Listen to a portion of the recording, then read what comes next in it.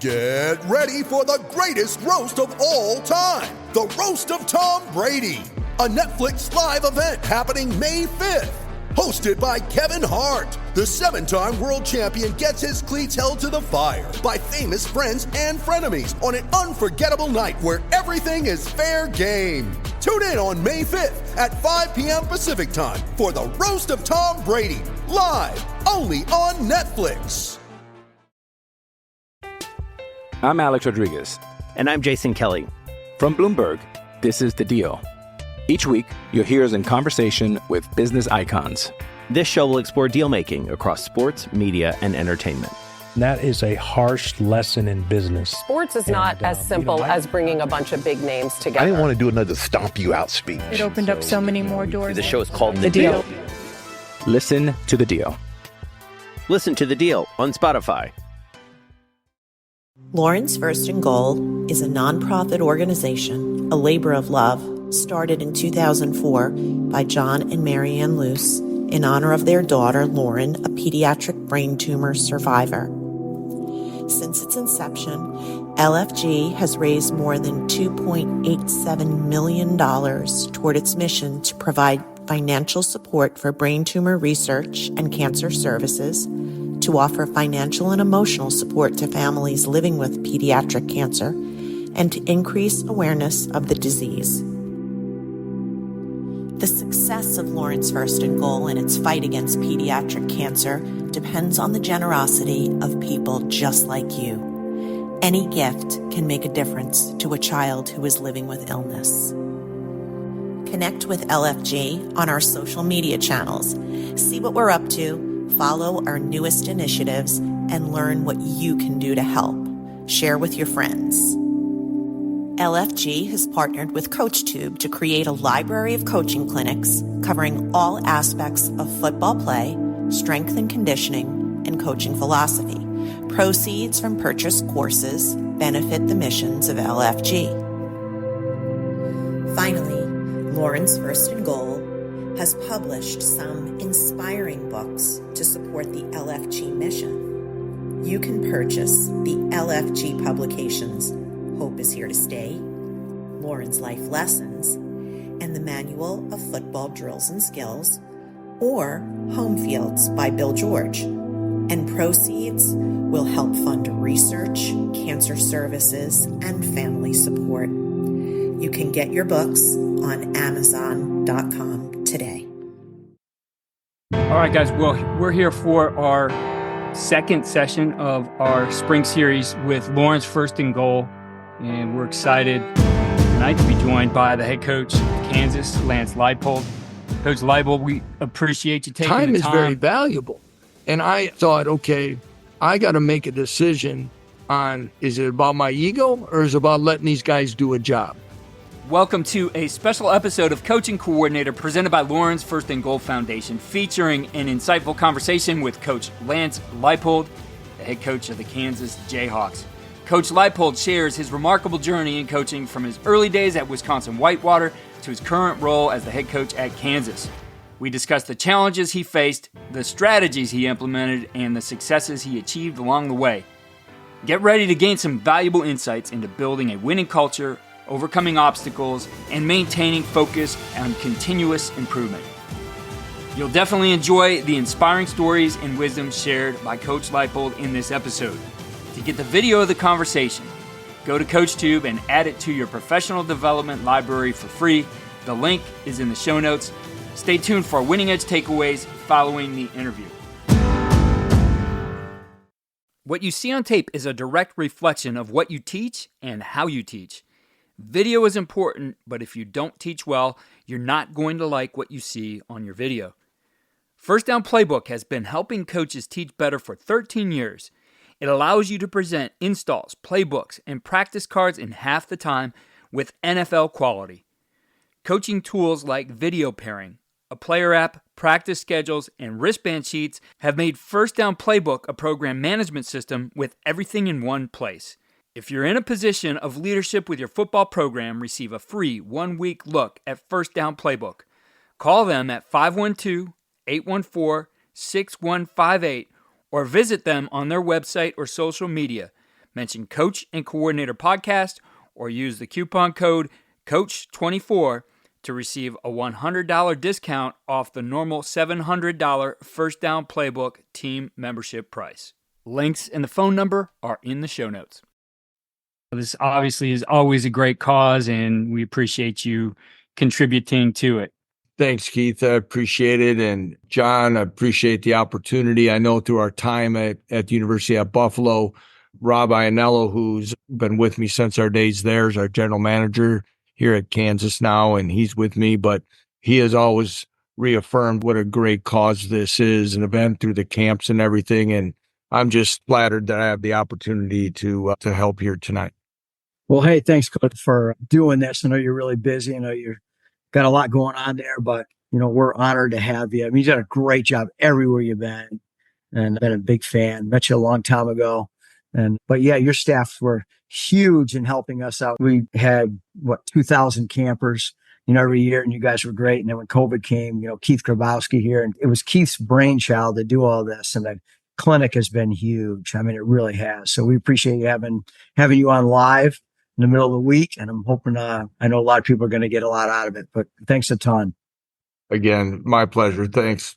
Coach, we'll get right into it. And, I'm always interested in the start, someone's start in coaching. And I know yours did not happen immediately. Read a little bit about what you were doing before you got into coaching and really how that became, I guess, a calling for you. We'd love to hear just a little bit about the why behind getting into this profession. Well, I'll try to give you the Cliff Note version. I went to Wisconsin-Whitewater, where I was fortunate to have great mentors and grew up 15 miles away. My dad was a high school basketball coach. My dad played at basketball Whitewater, but, I graduated with a sociology degree. And I kind of jokingly say, Keith, that, in the old days, you go look in the newspaper, there wasn't a lot of jobs for sociologists. So you had to figure out something else to do, and I started working some summer camps and doing things, but I was looking to get involved in law enforcement. And so I did some part-time things there. But as I was doing that, I had a chance to kind of do some part-time coaching down at Whitewater, kind of helping out. But then as I was getting into the law enforcement thing, I was doing a lot of third shift work. And I sat there one day and said, I thought I went to college not to work third shift. And I went and got an application to graduate school at Whitewater and started there. And wasn't that long after that, made an NAIA stop out at Doane College in Nebraska. But in 1991 in the spring, and kind of shortly after is where I met Rob Iannello there, but at the state clinic in Madison, Wisconsin, I had a chance to meet Barry Alvarez. And I got introduced by some people and had a chance then to apply and was fortunate to get hired after Barry's first year there after a 1-10 season, and had a chance to spend 3 years as a grad assistant, and then went on to Division II, Nebraska Omaha from there, and then kind of trickled through. But yeah, there was kind of some late nights I worked at a delinquent home for boys and worked in my hometown in a squad car, kind of doing the Barney Fife deal or something. But actually the calling came, and, it was never looked back from there.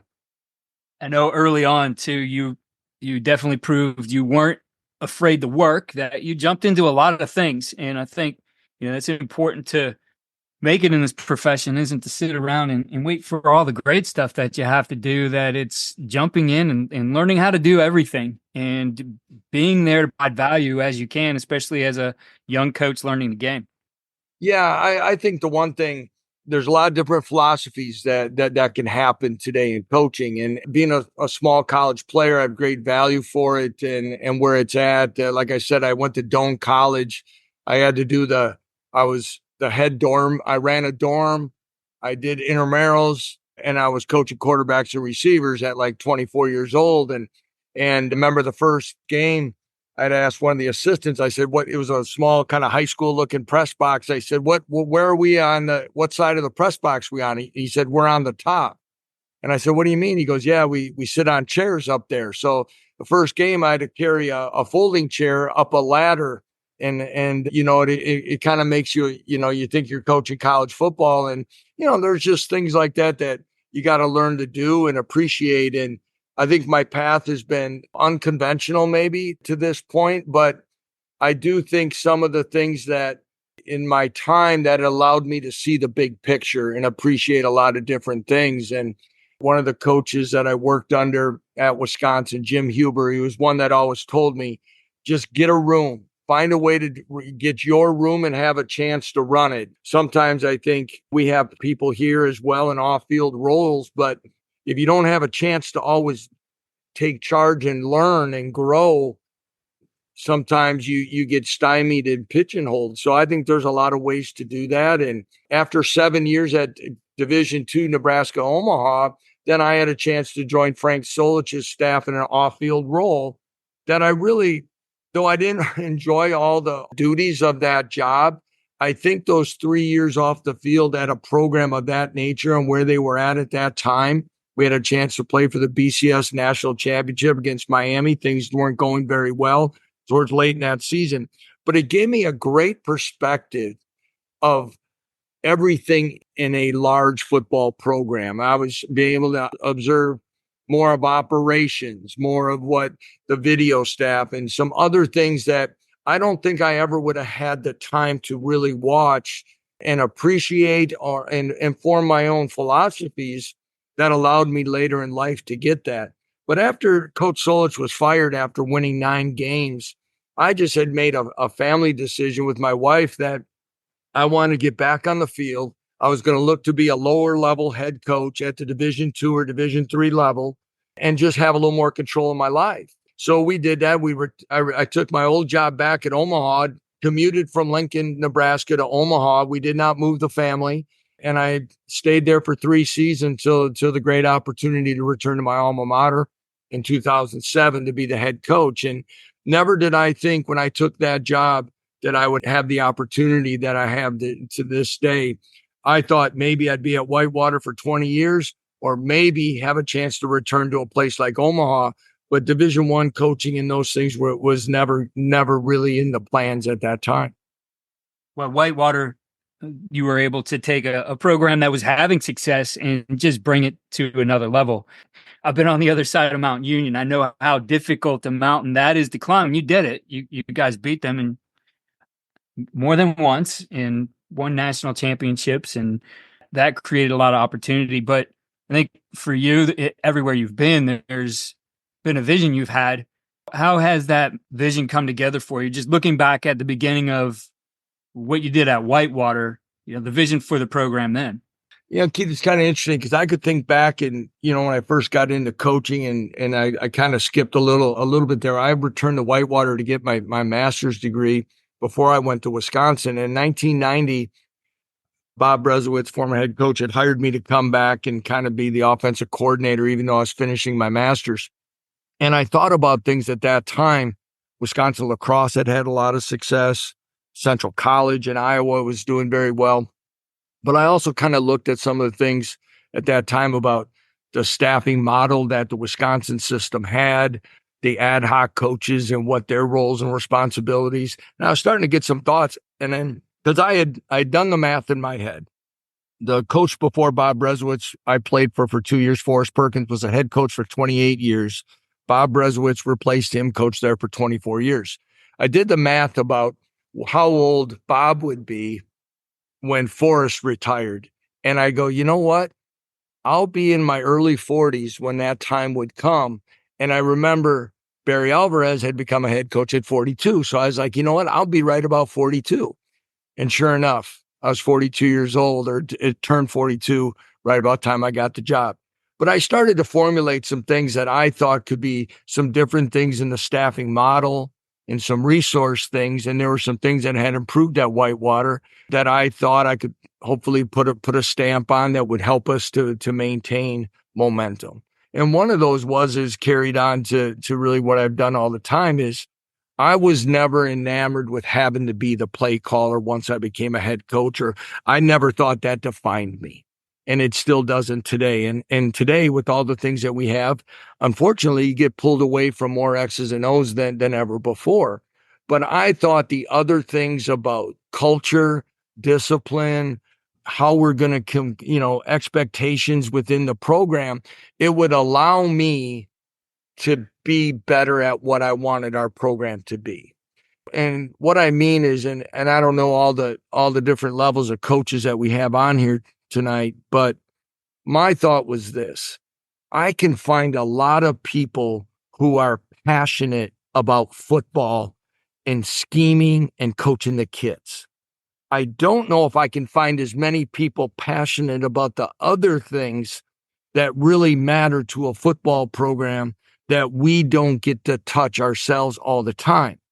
And I've had to be you can't game plan, run the program, coach the kids, and then keep a good dialogue with your administrators or your booster clubs, in my opinion, and do it all. And that's why I admire high school coaches and coaches at some of the lower levels where you got to still teach classes and do other things as well. There's so many hats. And I thought if I could, I didn't want to be compared as a head coach and a coordinator. I just want to be the darn head coach and do it in a way that I thought could be sustainable. And that's kind of how it all started for me. And I think it's been able to work in different ways. In looking at that, it's not easy. I've been there, right? Especially as a young coach, you've been the coordinator. Usually that's your opportunity. You did well at that. And now you become the head coach. I think some guys struggle with that and feel, a little bit lost in stepping away. They feel like maybe the game will get away from them. And I know it depends on your situation. I mean, if you're at the high school level, you can get a bigger staff. You can be the head coach, Division III, same thing. It's not easy to let go. I've known a lot of guys just struggle when they do let go with it of, well, what's beyond the culture? How do I stay involved in the game? So for you, what is your input into all the different aspects of what's going on with the X's and O's and game day and all those kinds of things? Yeah, I've been able to have some outstanding coordinators. You mentioned our time at Whitewater, and we're there 8 seasons. We were fortunate to win 6 national championships. We did it with 3 different offensive coordinators and 1 defensive coordinator, Brian Borland, who's still with us today. Now, I'm in the room on that, but again, and I guess the way to say some of that would be Jim Zabrowski, who's our current quarterback coach and co-offensive coordinator here, was the first offensive coordinator I hired at Whitewater. Actually, he's a Mount Union grad.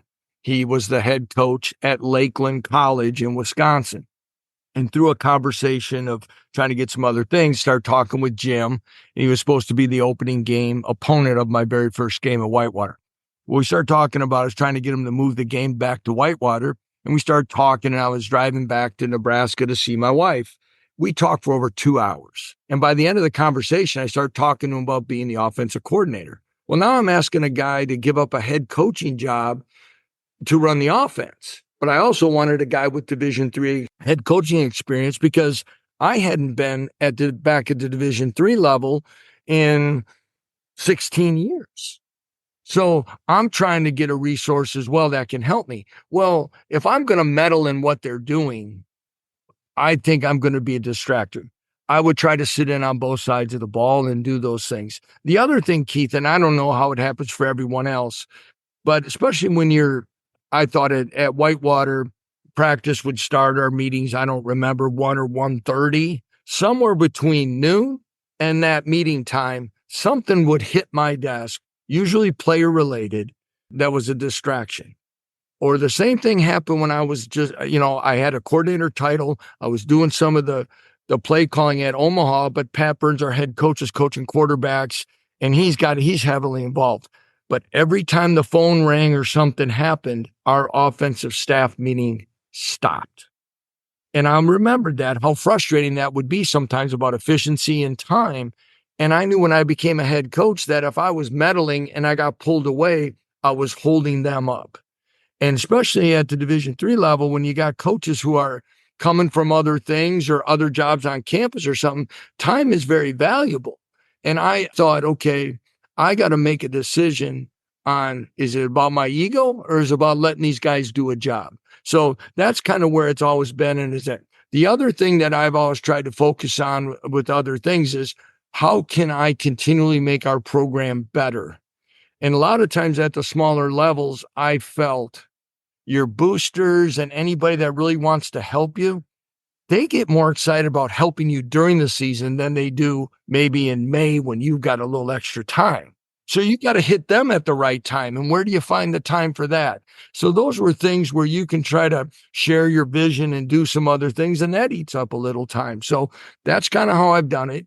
Game day, I'm still involved with, are we going forward, punting, all that kind of stuff. I've kind of got an opinion on run or pass, but at the same time, I'm switching on both sides of the headsets. I'm talking more about some certain things, but at the same time, I hope if you had some of the people on, whether it be Jim Zabrowski or Andy Koldnicki, who's now moved on to Penn State, or and they've been the main guys through the years, that they would feel that they've been given the coaching latitude to do their jobs. And I feel that's important.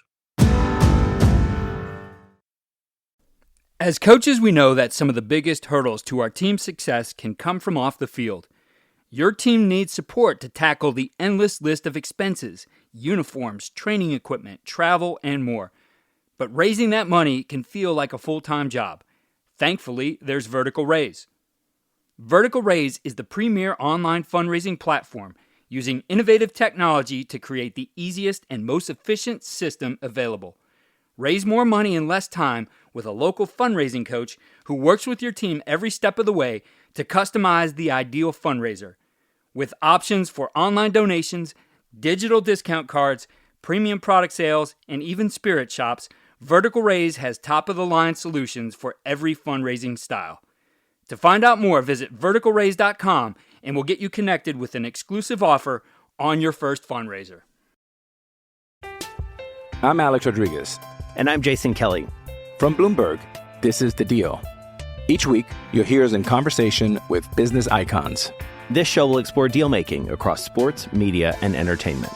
That is a harsh lesson in business. Sports is not as simple as bringing a bunch of big names together. I didn't want to do another stomp you out speech. It opened up so many more doors. The show is called The Deal. Listen to The Deal. Listen to The Deal on Spotify. When you look at early on in a coach's career, especially, you think of the high school level, I think it's true at the small college level, your first head coaching job, probably in moving into that, is not going to be necessarily one that everybody wanted and that is doing well, that you have to build. And a lot of times it's building from the ground up. And I think, you had that experience in what you guys were able to do at Buffalo. It was a program in need of a vision and a need of a lot of building. And you guys were able to turn it around in a pretty short period of time to do some amazing things there. What recommendations do you have for a guy going into that situation, regardless of the level, something where you do have to really go in and build that thing from the ground up? Yeah, that's a great question. And make sure I get back to that. So I want to just share two other really quick things. I mentioned about being at Wisconsin after the 1-10 season. The next year, my first year there, and Rob was there, we were 5-6, and then we were 10-1-1 and won the Big Ten and won the Rose Bowl. In 1994, I went to Nebraska Omaha. We were 1-10, 3-8, 10-2, and made the Division II playoffs. Being, of course, when you're more full-time, you have a little more hands in it. But those times of my coaching career were some of my most rewarding. And so getting the Whitewater, and they had played at a high level the couple years before, and then getting it over the hump and sustaining, though enjoyable, was also a grind. And I looked at back, and when I looked at some of the things, if I was ever going to leave Whitewater, I wanted to build one from more that was a little more bottomed out, so to say. So that was I wanted to prove it to myself, and I don't know anyone else who cared, maybe, but I wanted to try to do that. And of course, it's not many times that as a Division III coach that you get a call from a Division I athletic director asking you if you're interested in the job. So, opportunity was knocking in a certain way. So we looked at that. I've mentioned Rob multiple times, who's on here, but I'll never forget. So Rob's been in Alabama. He had been at Kansas, Wisconsin, Notre Dame, Arizona. And when I interviewed, I needed to have someone that was going to be able to be a right-hand man, help me make the jump in the recruiting philosophies and all the things. So that was very important. And as the interview process was, I kind of tried to talk about if I could convince Rob to be part of the staff, but at the same time, bring the people of the other part that was with us to do it culturally the way we wanted to. And I thought that was very important. So, going in on that, it was challenging. And then, here you are in Wisconsin and you think, and somebody had asked me, like, Northern Illinois opens and you're not even under consideration. You can't get a consideration when Western Michigan opens or anything else. For a guy who never really ever been in the state of New York, you get the furthest east job in the MAC, and you got to go into some other areas to prove yourself. But the thing that I think for all people is being yourself and being genuine and going through it, because the question was, well, how are you going to recruit out east and you don't have a staff that can do that? And I said, I think I've got some real quality coaches and men who are going to be thorough and genuine and be good with high school coaches. And I think we're able to slowly develop those type of things. But I can remember, and I'll share this story, and Rob and I still chuckle about it, is in the meantime, I accepted the job, but flew back and forth as we continued our season at Whitewater. They let me finish the playoffs where we were able to finish that last title. And Rob would fly in and hadn't fully accepted the job. I would fly out Monday morning. I'd fly out early Sunday, right after our playoff game, and I'd stay till Tuesday morning and grab the first flight out. And the staff was already doing things, and I'm trying to work both jobs. Rob would fly in Tuesday and leave on Friday to try to, hold it together recruiting wise and whatever. The semester had ended. And he called me and he said, "Hey, Lance, did they show you the locker room when you were there to take the job?" And I was like, "You know what? They didn't." And I was like, "Why?" He goes, I'm just asking." He goes, "Did they show you the weight room?" And I'm like, matter of fact, they didn't. They fly you in, they meet you some people, they have a press conference, and they send you back out. And Rob had been the head coach at Akron. And after they asked about the weight room, I said, "Why?" He goes, "We got a lot of work to do." And so we had work to do on the field, off the field. And, we're very proud about that building process that in our last 4 years, we won the most games in the MAC. We got some facilities done. We got a locker room redone. They got an indoor built. And I think as they finish this weight room project that we had initially started with the plans, it'll be a top 2 or 3 facilities in the MAC. And I think that's part of what our philosophy has been with our players.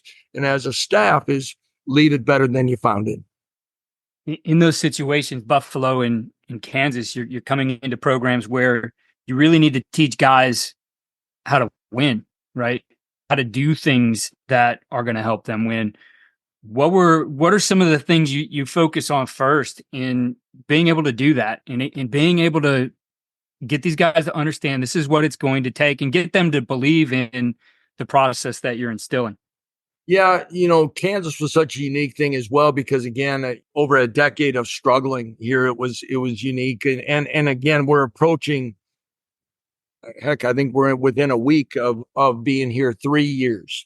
And 3 years like April 30th or something coming in. And what an odd time to take over a program. You fly into town and they're just walking off the field for their final walkthrough for the spring game. They don't know, a lot of things are going on. Well, I guess in one of the simplest things, Keith, is the standard's got to be the standard. And especially when you're at a place that's coming off an 0-9 season, some other things, you can't compromise too much. Otherwise, you'll never get where you want to be. And what do I mean? But like I just said, we've just finished here, just wrapped up about an hour ago, 110 meetings with players wrapping up spring.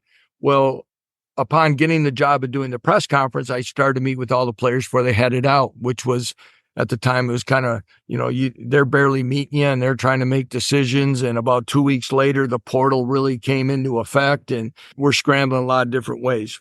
But in that time, I had asked the players, what do you think this program needs to do to have a chance to win?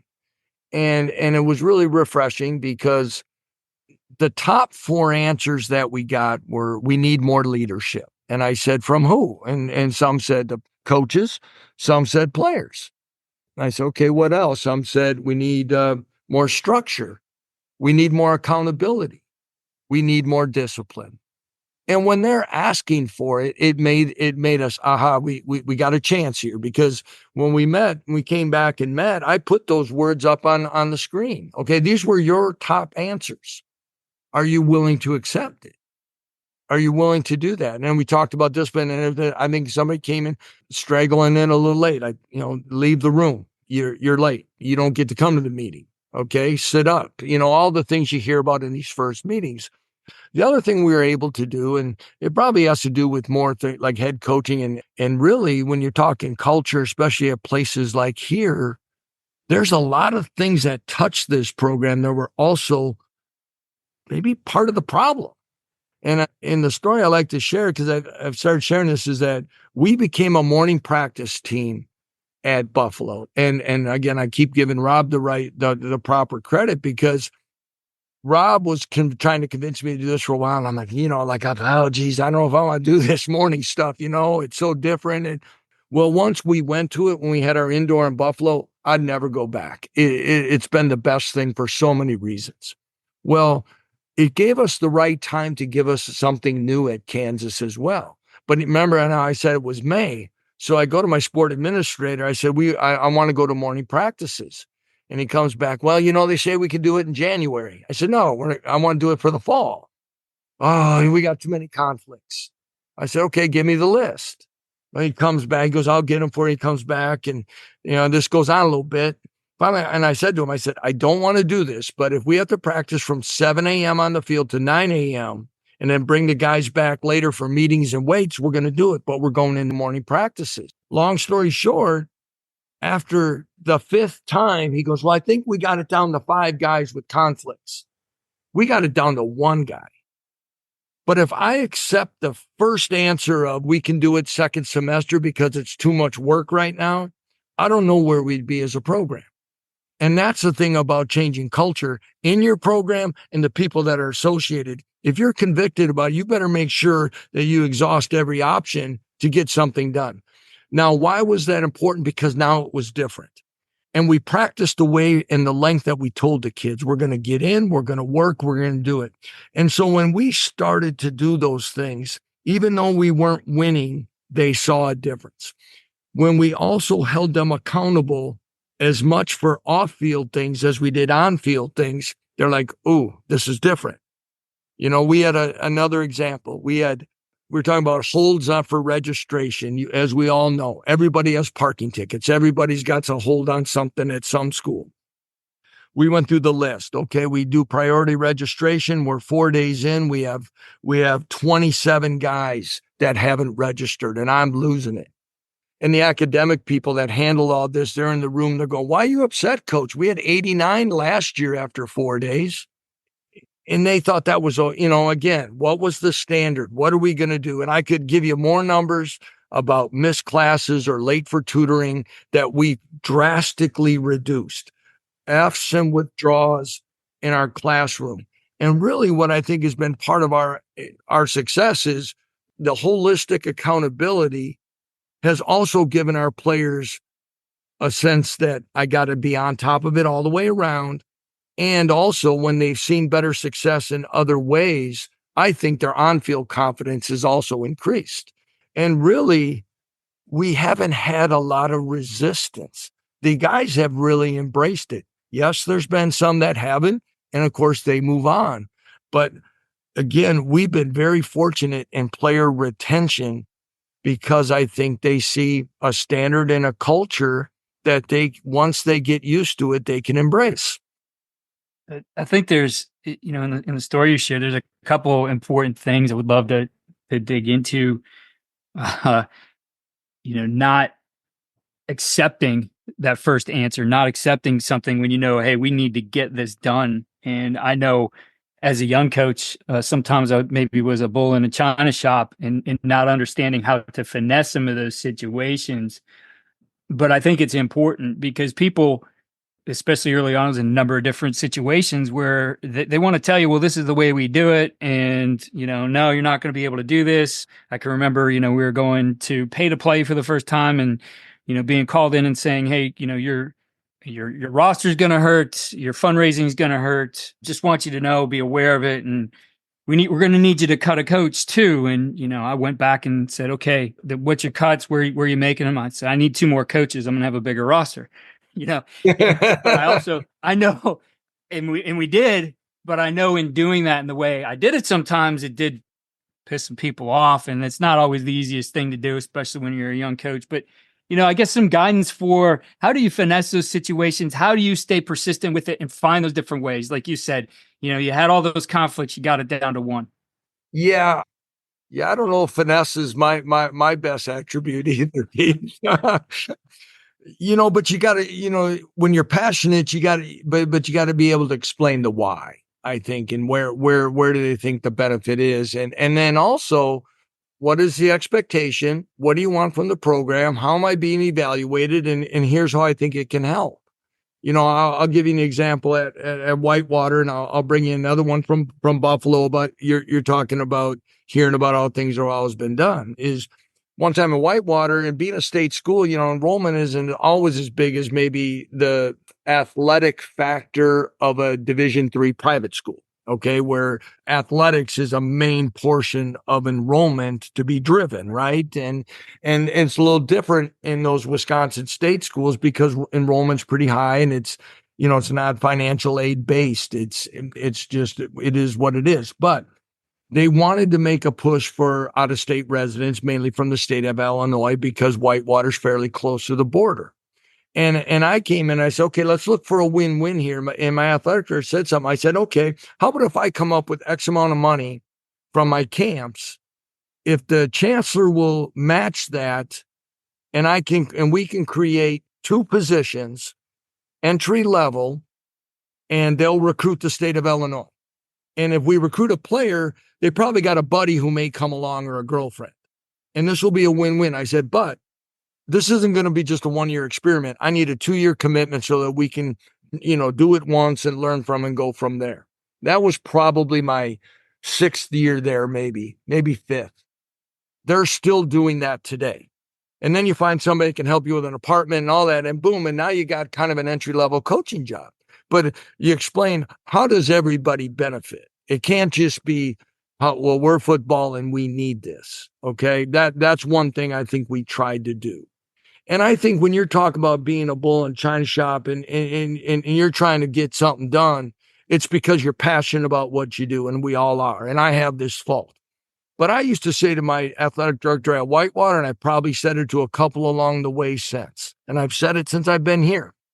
And that kind of goes back to when I said about not being involved as much with the offense and other things, because here's the thing, if I feel strongly about it, I've got to get to it. Like at this level, you got to go through some layers. I've got to get that passionately said, because I said to my AD at Whitewater, when you go meet with the chancellor, I don't know if the 2 things I asked for or wanted you to talk about, I don't know if that's number 2 or 3 on your list or number 9 or 10, or if they even made your list to go talk to.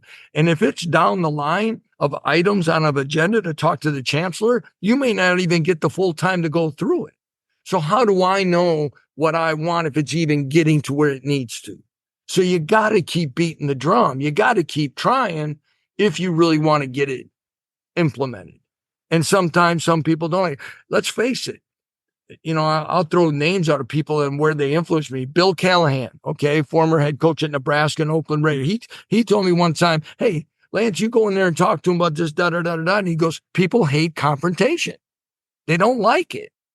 And especially when you deal with some of those people and some that've been in other schools and the hours we work in this profession and everything else, and they got a quality of life that they want to do. And it's hard to get people to change. And, you're saying, well, this is the way we've always done it. Okay. I'm kind of into storytelling here a little bit, but we're at Buffalo. We had somebody that worked with us for a while, and in our early times there, we'd get two little sayings. This is the way we've always done it, or let me give you a little history. That's how he'd say it to us. Let me give you a little history. And finally, after one time, I did some research, and I said, I've done some research. He goes, well, let me give you a little history. I said, well, let me give you a little history. I did some research. And since you've been in your position, Buffalo football has won 27% of its games and 37% of its conference games. Let's try it my way once just for giggles. And when you get people to understand that, hey, we're going to try something new, it's tough because also I've found this out in some jobs, and I use the MAC as one because it's viewed as a stair-stepping job. Okay. I didn't realize how much administrators even moved on from MAC jobs. I was just, at Whitewater places, you kind of stayed forever. I had 10 of 13 years I was in Omaha, but kind of going through that, you start looking at these things, and the people that don't touch your program every day, that aren't really part of your circle, I guess, of people that would move on with you, their view in the MAC sometimes is this: you're going to win and move on, or you're going to lose and get fired. Why am I going to change what I'm doing? So that's why it's important to make sure that your standards and your culture, the ones that you are non-negotiable about, really have to be implemented, or you don't have a fighting chance at the ones that aren't ready made or built in, that has a lot of tradition and success, in my opinion. Yeah. Yeah. How necessary is it to work on that person, when you are say, hey, we're going to try it my way, that administrator, to work for buy-in from that, to get them to see, it's going to work? Because I know, hey, there's a lot of people who, when you say, we're not going to do it your way, they get upset and, have maybe the wrong agenda or whatever. I think obviously getting them on the same page, getting some buy-in at least, might be important. How do you go about that? Yeah. Well, obviously you got to have some tangible things that are showing improvements within your culture. Sometimes it can be more off field. Like for us here, it's even been, we've had record GPAs, winning 9 games this year, but we had the best in-season GPA in program history. So our standard of ways of doing it are working, not just on the field. At Buffalo, I think we're doing some things probably more classroom related as well, about standards of where we're going and where we're moving. It was one of those things. It is tough, especially when you take tough jobs, because our time frame sometimes that we're given in these jobs to show that you're making progress. I think what happens sometimes, coaches going with a nice plan and some things aren't happening. They can't get this done and they see it, and then they compromise what that plan is, or they make major adjustments to it. And now it's almost like starting over. So when you get hired, you got to make sure that, you've got that strong relationship, especially I think sometimes at these levels, the AD's got to be your partner. You got to, and again, the administrators or other people can't be our opponents. They got to be our adversaries, and we're in it together. And that's kind of like the Whitewater thing about working to find a way to help admissions. I say it a lot at really all the jobs. I don't view us that we got to be more important than anyone. We just need to be a great teammate on campus, but we need them to be great teammates as well. And let's work together. And I'm looking for win-wins. And I think when we can do that, and when you give us these things, like you're saying in your job, whatever, hey, give me some more players and a couple more coaches. We're going to get better, but we're going to help enrollment. We're going to help school. And there's going to be other things that people are going to get excited about. And there's a trickle down. And then there's more people in the community, and there's more people in town. And then the businesses are there. I mean, we've had it happen here. We had a business owner of a restaurant tell me, in the 22 season, when College Game Day came, he said the September of 2022 was the best month of business that he's ever had since he owned it. So when you have those type of things, hopefully, those things are being absorbed and appreciated by all. It's been incredible to watch what you guys have done at Kansas. And 9-4 last season. Obviously, wherever you're at, the job is never over. The challenges continue. Certainly, when you bring things to a level that people haven't seen before, they get all happy about it, but you always want more. So how do you make sure that, especially inside your doors, you're keeping the team focused on the right things, and that, we had some big wins and defeated some top 10 teams at the time, but there's more that we want to accomplish. Yeah, no doubt. That's the thing, where at whichever level, wherever you're at, what you're doing, you can't spend a lot of time. And it gets more challenging, I think, because of today with social media and really coverage holistically for guys. And there's other distractions, as we know now in college football at this level. It's, you better stop looking in the mirror. You better stop watching the highlights. You need to stay, we at a program like we're at here at Kansas right now. Quite honestly, as a head coach, I'm trying to balance the most in my mind as we keep moving forward is we need to have confidence. This program hasn't had a lot of confidence. I can look at some of our early times when we were here going in at halftime and just watch the faces of guys when we're down 17. And it's been tough because of what they had gone through. So the confidence that a lot of these young players fought through in our 2-10 season, we're the youngest team in Power 5 football, to where we are now. I want that confidence. But balancing confidence with complacency is my biggest, I think, challenge as a head coach going into this year, and keeping us motivated, because we now have to understand, finishing the season ranked, we are not viewed the same by people anymore than we were 2 years ago.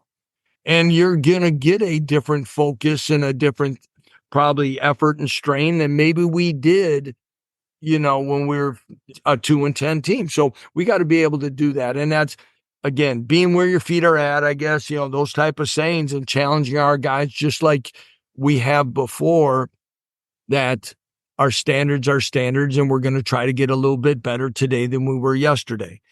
And I think one of those things that we talked about in those tough days, and when we had some tough losses and stuff early on, I think when we were new, our players came in and they're like, okay, we got blown out. Now what's going to change? No, we told them, the practice schedule is the practice schedule. This is what we're doing. This is the expectation. And we're doing that because it works. And when we win, we're doing the same thing because it works. And it's not these great modifications back and forth. So I think our players, once again, by showing that level of consistency, I think our players have embraced that as well.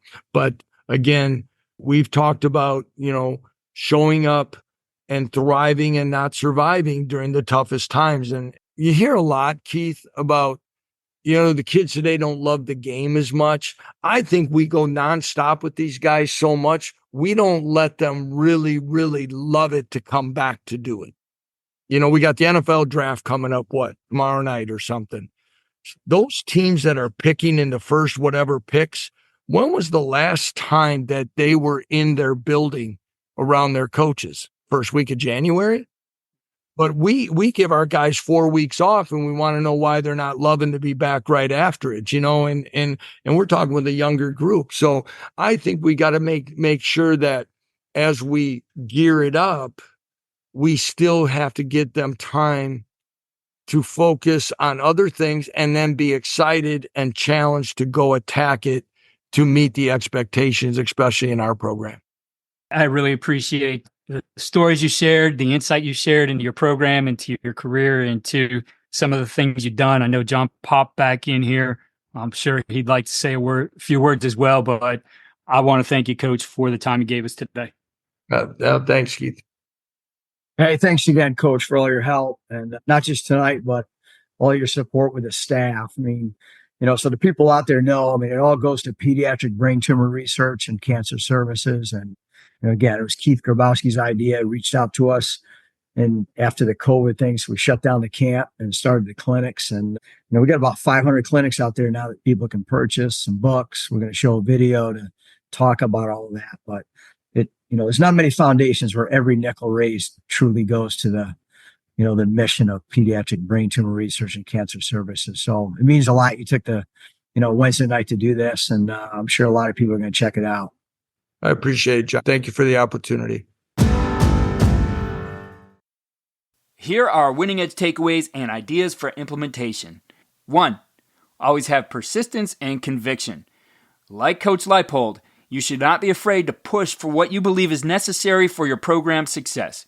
It's important to stay persistent and explain the reasons behind proposed changes or initiatives to gain buy-in from administrators, staff, and players. 2.